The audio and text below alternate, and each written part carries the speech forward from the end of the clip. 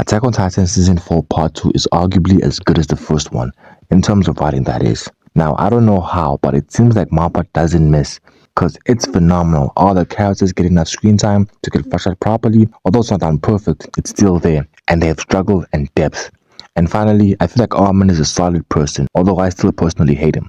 Even that female Eren Gabi finally comes to her senses, after multiple chances. The story and narrative picks up where the last season ended, and it's simple, yet enjoyable.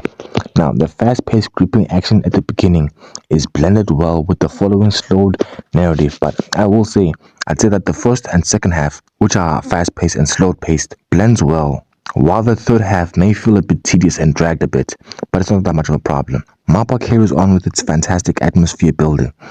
This season also makes an effort into bringing the theme of hatred, breeding more hatred out, and then explodes it.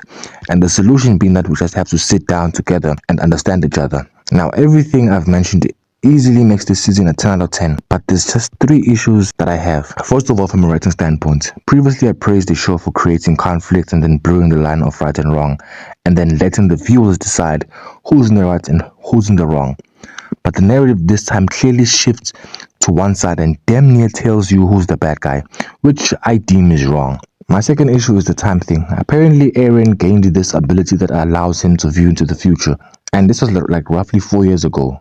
And giving a character any time ability is a risky move, so to say, because any resulting failure can be fully attributed to either the character's stupidity or the script's stupidity. But I guess that issue isn't that grand yet.